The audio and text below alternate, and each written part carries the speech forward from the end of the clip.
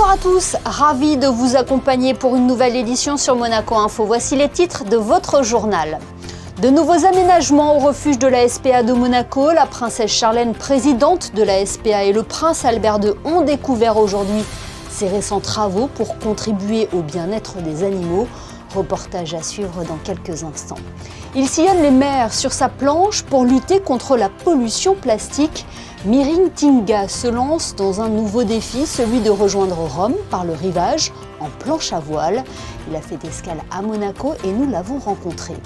L'AMAD organise sa conférence annuelle des partenaires en présence de son Altesse royale la princesse de Hanovre.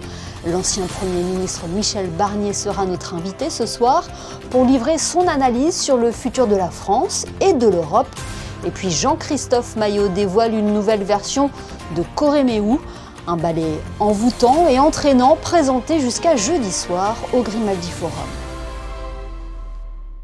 La SPA de Monaco vient d'achever ses travaux d'embellissement du site sur lequel elle se trouve à Peille dans les Alpes-Maritimes. De nouveaux espaces ont notamment été créés pour contribuer toujours plus au bien-être des petits pensionnaires, chiens et chats. La princesse Charlène, présidente de la SPA, s'est rendue sur place aujourd'hui. Elle était accompagnée par le prince Albert II, la princesse Stéphanie et de nombreuses personnalités monégasques. Le reportage de Patricia Navarro et Alexa Vial. Des espaces extérieurs et même intérieurs verdoyants, une chatterie, véritable petit cocon de douceur, ce coin salon de jardin où se prélassent des chats tout heureux de profiter du lieu avec le retour des beaux jours. La SPA de Monaco a fait du bien-être de ses pensionnaires une priorité et l'expérience des premières années sur ce site récent a conduit à ces travaux d'embellissement et d'aménagement qui viennent de s'achever. Nous sommes de nouveau réunis au refuge de la SPA Enfants pour réaffirmer notre engagement et notre détermination à défendre le bien-être animal. Ici, comme à Monaco, nous ouvrons avec le prince, avec persévérance, pour protéger les plus fragiles et rappeler que chaque vie mérite attention et respect. Ensemble, nous continuons nos efforts pour donner cet être fragile la chance de prendre un nouveau départ. La princesse a également tenu à rendre un vibrant hommage à la princesse Antoinette qui a fondé la première SPA de Monaco et qui en fut la présidente jusqu'en 2011. Un buste la représentant a d'ailleurs été inauguré. Actuellement, ce sont une trentaine de chiens et une quarantaine de chats qui sont accueillis par la SPA de Monaco. L'objectif de ces travaux, effectivement, c'était d'améliorer le confort des animaux présents au refuge. Donc on a 3 parcs où ils peuvent se courir en liberté, ce qui n'existe pas, parce que dans aucun refuge, on a la possibilité de laisser les animaux libres, sans laisse ou dans les box. Donc on a ces 3 parcs qui sont très importants pour nous, ça fait partie des travaux d'embellissement. Et puis on a la bâche aussi, la fameuse bâche rétractable, qui permet de faire entrer le soleil dans les box. Donc ça c'est formidable pour eux parce qu'ils ont un peu de luminosité, une belle luminosité. On a végétalisé tous les espaces également. Et puis on a fait quelque chose qui était important pour nous, c'était de monter les murs aussi qui étaient un peu bas. Donc on a permis de monter ces murs, ce qui fait qu'ils ne se voient pas. Et donc c'est beaucoup plus calme parce qu'il n'y a pas d'excitation entre eux. Pour encadrer chiens et chats, 13 animaliers composent l'équipe qui comprend des éducateurs canins. Les chiens que vous voyez ont tous eu des parcours douloureux. Nous pourrions construire 200 box, on les remplirait, c'est des abandons, c'est beaucoup de la fourrière qui nous appellent avant l'euthanasie, donc on récupère les chiens avant qu'ils soient euthanasiés. Des associations de protection animale qui nous appellent car ils récupèrent des chiens maltraités, beaucoup de maltraitance, donc nous constatons beaucoup de maltraitance. C'est des chiens maltraités, dénutris ou abandonnés sur la voie publique. Pour l'avenir, la SPA de Monaco ne manque pas d'idées afin de répondre aux souhaits de la princesse Charlène qui veut faire de ce lieu un site tourné vers l'extérieur. Elle envisage de développer des partenariats avec la DENJS, le CHPG ou des associations pour permettre à ces petits pensionnaires de profiter de moments joyeux et pleins de tendresse. Dans ce sens également, une petite armée de bénévoles a vu le jour. Ils sont aujourd'hui 70 à donner de leur temps et se relayer pour aller promener les chiens dans la campagne environnante. Faisons plus ample connaissance à présent avec un homme qui s'engage pour la planète. Il s'appelle Mering Tinga et s'est lancé dans une nouvelle aventure en mer. Après avoir traversé la France l'an dernier, il compte aujourd'hui rejoindre le centre de l'Italie, toujours sur sa planche pour porter un message, celui de la lutte contre la pollution plastique. Et il a des solutions. Fabien Bonilla et Lionel Bernardi. Mering Tinga, son surnom, The Plastic Soup Surfer. Il a l'intention de parcourir 700 km sur une planche à voile confectionnée de déchets plastiques. Mering Tinga est parti de Nice, il est arrivé mardi dans l'après-midi au Yacht Club. Et ce mercredi matin, il s'est entretenu avec le prince Albert II avant de repartir le long du littoral jusqu'à Rome. Son objectif, sensibiliser le public au système de consigne comme solution pour lutter contre les déchets plastiques. J'ai fait ça pour ça. C'est 5 minutes. De chercher ici et je trouve ça. Bon, le culture de jeter est très grand. Il y a des solutions. On a vu en Hollande, on a introduit un système de consigne et après 6 mois, déjà une réduction de 80% de bouteilles à canettes sur le déchet abandonné. 80% de déchets en moins en 6 mois aux Pays-Bas, depuis que ce système de consigne a été mis en place dans les supermarchés. Parmi les associations présentes ce mercredi matin au Méridien Beach Plaza et qui soutiennent la démarche de ce windsurfer, l'association BIMED qui lutte contre la pollution plastique en Méditerranée. Ce que je peux vous dire, c'est que le plastique, il est partout, même quand on ne le voit pas. Et je pense que c'est ça un message important à dire, c'est que quand on est consterné par ce qu'on voit, par les déchets qu'on peut voir sur la plage, dans les rues, etc., c'est une toute petite partie de la pollution plastique réelle. Et en fait, la plupart de la pollution, elle est sous forme de toutes petites particules, des microplastiques ou même nano qu'on ne voit pas à l'œil nu. Et il y en a partout dans l'air, dans les sols, dans l'eau et évidemment dans les océans. Mering Tinga est reparti dans la matinée direction Rome en passant par 24 étapes, que ce soit San Remo, Gênes, Livourne, l'île d'Elbe et enfin Rome et le Vatican pour prêcher la bonne parole où il sera reçu en audience privée par le pape le 22 mai. L'AMAD organise sa conférence annuelle des partenaires en présence de son Altesse royale la princesse de Hanovre pour réunir les membres de son écosystème, tels que les associations et entreprises sociales ou mécènes autour de la thématique de la vision et de l'impact. Comment accompagner les partenaires pour en faire des champions de la protection de l'enfance? Bilan et témoignages dans ce reportage signé Alban Jean-Jambre et Marie-Ève Béhy. L'AMAD s'engage en faveur de la protection et de l'épanouissement de l'enfant à travers le monde, un accompagnement dont a bénéficié Michel. Pour l'intégration de la capoeira sociale au sein de notre communauté, surtout dans la RDC, où nous vivons dans plusieurs traumatismes. Moi, je suis orphelin du père et de la mère et du coup, j'avais passé dans plusieurs difficultés. Mais grâce à la capoeira sociale, j'ai pu surmonter ça. Ça m'a donné vraiment une force intérieure, disons ma résilience. Ça m'a aidé aussi à croire à un avenir meilleur. Parce qu'avant, moi, je ne croyais pas à l'avenir meilleur vu que j'avais traversé beaucoup de difficultés. Ici, les partenaires échangent sur les différents champs d'action avec un objectif, optimiser leur impact. Nous travaillons pour éliminer la précarité menstruelle. Nous apprécions d'abord la flexibilité de l'AMAD mondiale pour justement nous donner les fonds pour résoudre ce problème et vraiment nous faire confiance en tant qu'organisation qui comprend le contexte local. C'est aussi l'occasion pour certaines entreprises de porter à la connaissance de chacun les outils philanthropiques disponibles. Les outils qu'on manipule, nous, sur la partie patrimoniale de Suisse Courtage, c'est des outils d'assurance vie qui ont plusieurs vocations, d'amener un aspect protection fiscale, successorale, transmission. Et c'est des outils qui, à l'échelle internationale, sont assez souvent utilisés avec cet aspect philanthropie, dans lequel on peut intégrer une association, une œuvre de bienfaisance, pour se substituer à un legs, tout simplement, de dire on veut transmettre des capitaux dans les meilleures circonstances. Une conférence qui aura soulevé diverses solutions pour avoir un impact dans la protection de l'enfance. Il est temps à présent d'accueillir notre invité du JT. Il s'agit de l'ancien Premier ministre français Michel Barnier. Il est intervenu lors d'une conférence organisée par la Monaco Méditerranée Foundation qui posait cette question. Quel futur pour la France et l'Union européenne?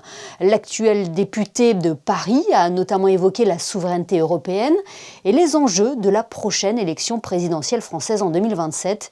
Une discussion à laquelle ont assisté de nombreuses personnalités de la principauté, dont le ministre d'État, Christophe Mirmand. Michel Barnier est en duplex avec nous. Bonsoir Michel Barnier.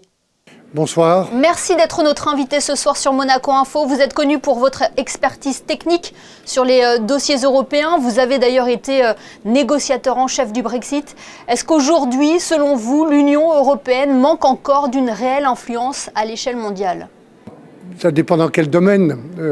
L'Union européenne a une histoire assez récente et jeune, 60 ans durant lesquels on a définitivement donné une priorité à l'économie, à la finance, à la technique, parfois à la bureaucratie, pas assez à tout ce qui fait les outils et les instruments d'une puissance politique. Qu'est-ce qui fait une puissance? Qui fait de l'influence, comme vous le dites? C'est une monnaie, une économie, une politique étrangère et une défense. On voit bien qu'on n'y est pas encore, et tout ce qui se passe autour de nous dans le monde, c'est ce que je suis venu dire ce soir à l'invitation de la Fondation Monaco Méditerranée, sur l'Europe et sur la France.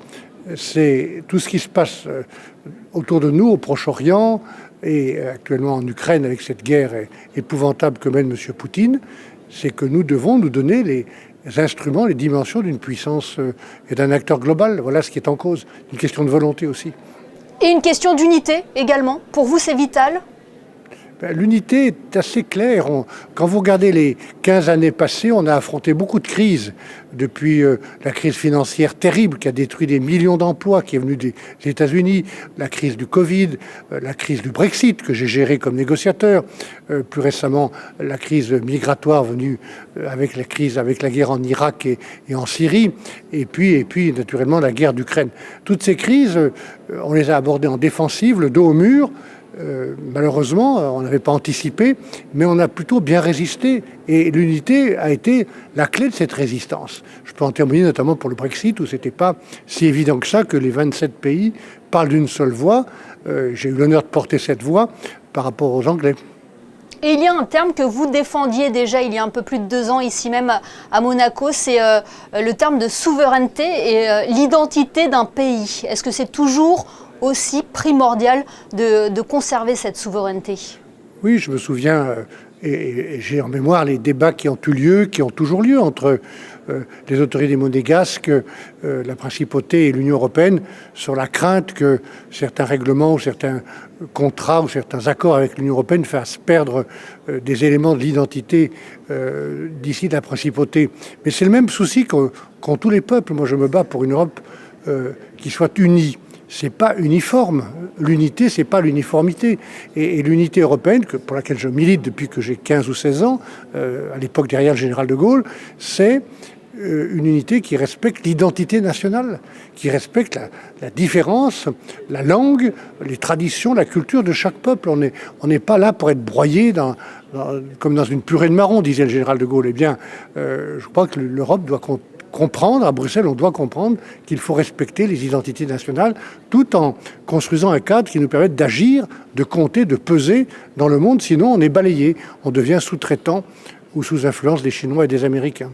Et quel est le rôle de la France dans tout ça? Est-ce que la France doit reprendre son destin en main? Est-ce qu'elle doit davantage peser en Europe?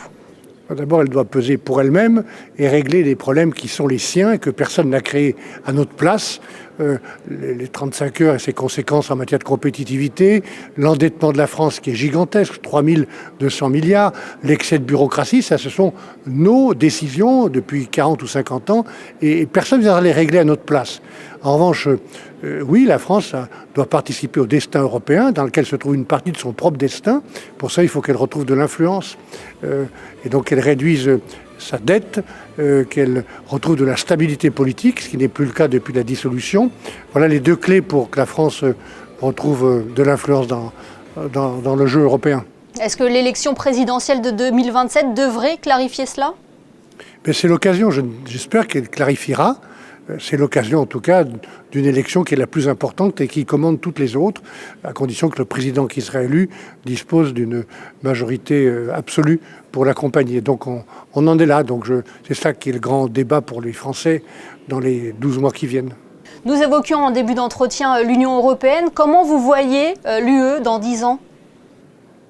Je la vois dans 10 ans, si on tire bien les conséquences de toutes ces crises, de ces agressivités. C'est la première fois depuis 60 ans qu'on a un président russe et un président américain qui veulent détruire l'Union européenne. À nous de ne pas nous laisser détruire. Donc je pense que, pour reprendre ma réponse à une précédente question, que c'est le moment de tirer les leçons de toutes ces crises et de nous doter, en termes de défense, en termes d'alimentation, en termes d'énergie, de tout ce qui nous permet d'être indépendants, d'avoir une Europe indépendante et donc capable d'être un acteur global et une puissance politique. Eh bien, merci beaucoup Michel Barnier pour votre analyse. On le rappelle, vous étiez l'invité de la Monaco Méditerranée Foundation et vous donniez une conférence sur le thème « Quel futur pour la France et l'Union européenne ». Merci à vous. Merci à vous. En basket, la Roca Team s'est inclinée face à l'Olympiakos 91-70 dans le premier match des quarts de finale de l'Euroleague. Les Monégasques, en manque d'adresse, ont eu du mal à trouver la faille contre des Grecs qui ont imposé leur jeu. Pour conserver ses chances de se qualifier pour le Final Four, Monaco devra réagir dès jeudi soir pour le match 2, encore en Grèce, au stade de la paix et de l'amitié.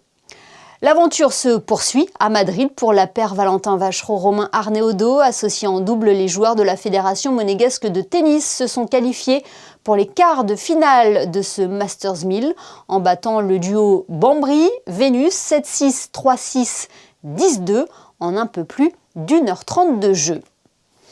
Il nous avait fait danser avec cette création proposée pour la première fois lors de la Fête de la Danse en 2017. Jean-Christophe Maillot revient avec une nouvelle version de Corréméou, présentée par les ballets de Monte-Carlo au Grimaldi Forum jusqu'à jeudi. Corréméou est une véritable invitation dans le sud de l'Italie. Sur scène, les danseurs sont accompagnés en live par Antonio Castrignano et Taranta Sounds. Alexandra Pagny, Hugo Comassa et Clélia Renaud vous font vivre cette première représentation.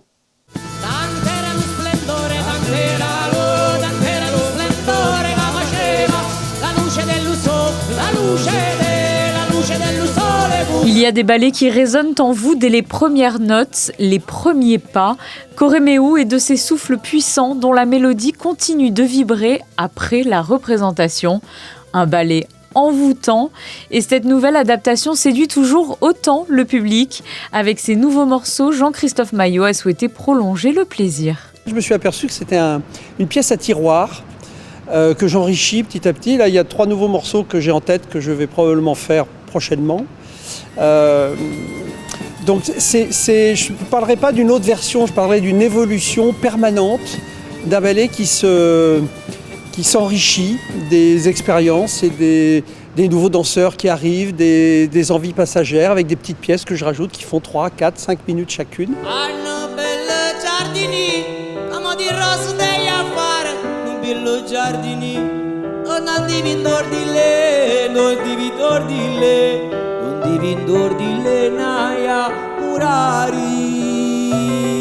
C'est un ballet que j'ai vraiment fait en hommage à Maurice Béjart parce que je pensais aux souvenirs que j'avais moi, enfant, 16-17 ans, voyant les premiers spectacles de Maurice, avec cette espèce d'énergie et cette simplicité finalement de ce que la danse pouvait nous proposer aussi, cette relation directe comme ça. Et il y a vraiment un plaisir à avoir pu faire ce genre de spectacle parce que c'est un grand luxe en tant que chorégraphe. J'ai cette chance d'avoir pu explorer des territoires très différents, des grands ballets narratifs, des ballets très abstraits, avec des musiques très contemporaines, mais se donner le droit aussi de faire un ballet populaire.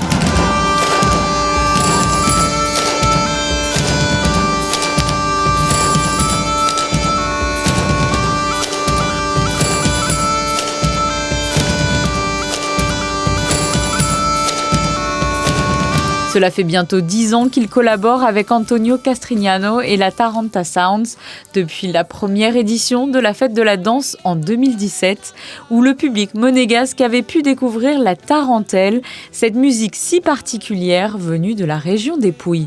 La tarantella o la pizzica tarantata è una musica che nasce come musicoterapia per curare lo spirito ed il corpo. La gente della mia terra la utilizzava per affrontare le difficoltà della giornata. Passa il tempo, ma c'è sempre la voglia di scoprire emozioni nuove attraverso questo matrimonio, il mariage, tra la danza colta e la musica della terra. Une combinaison de danse sur pointe et tarentelle comme thérapie, c'est le pari réussi de cette évolution allongée de Corrèmeu, un ballet enivrant et entraînant qui a su faire danser le public monégasque.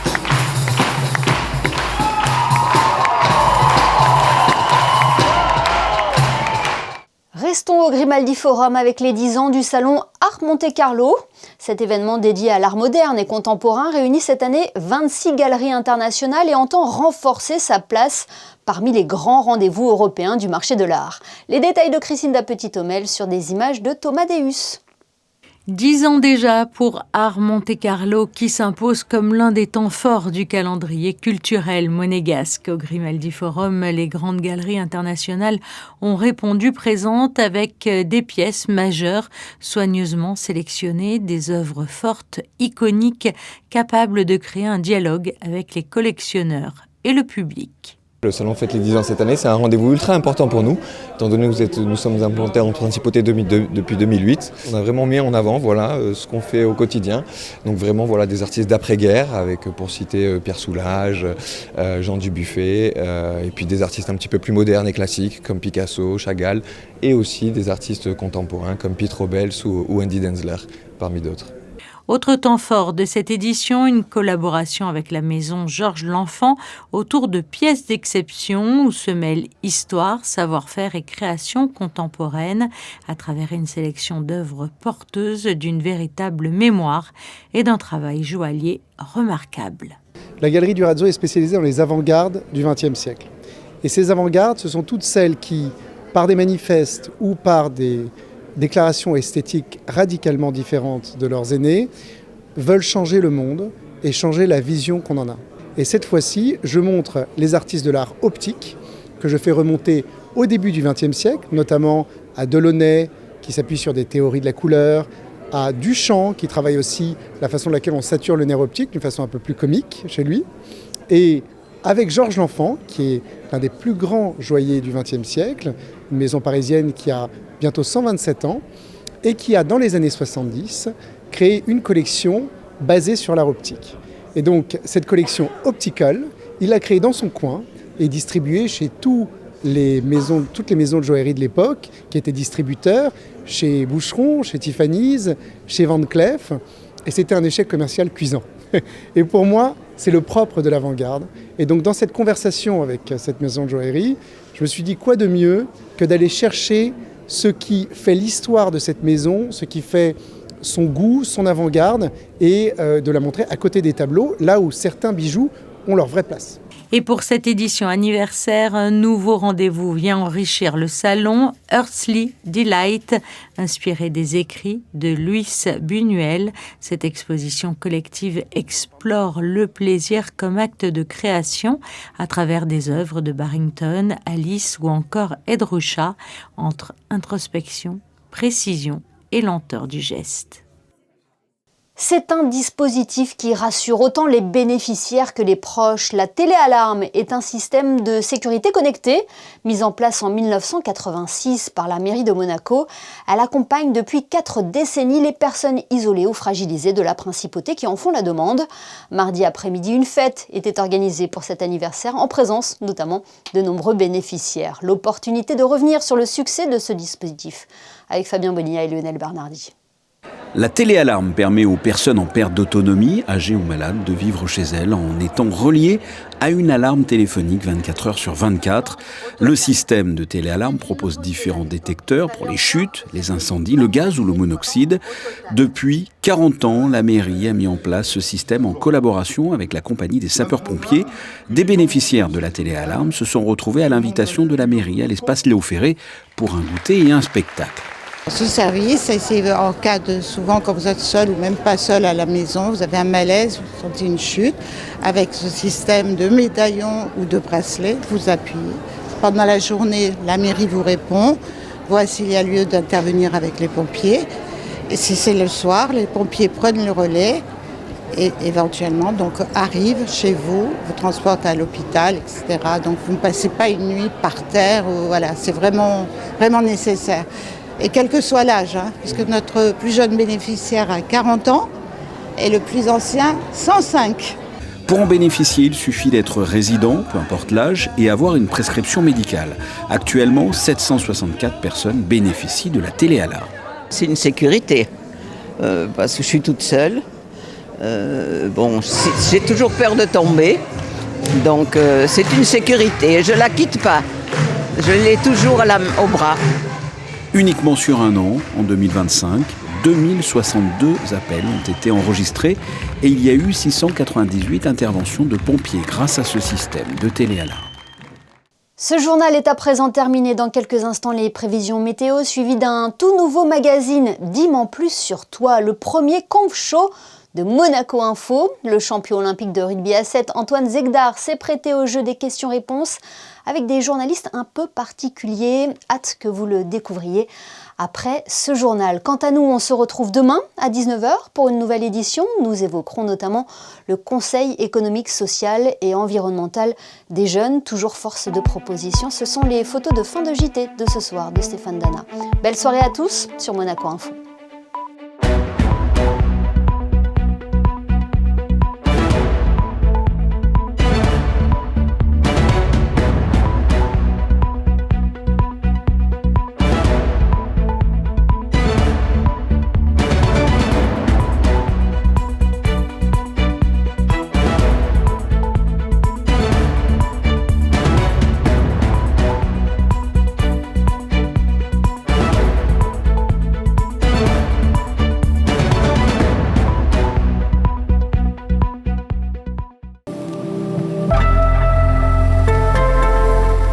Bonsoir à tous. Demain, comme aujourd'hui, du beau temps malgré quelques passages nuageux. Vigilance toutefois au vent, ça risque de souffler en deuxième partie de journée avec des rafales pouvant atteindre les 50 km/h. Les températures resteront agréables avec 15 degrés le matin et jusqu'à 21 degrés l'après-midi et un indice UV toujours élevé.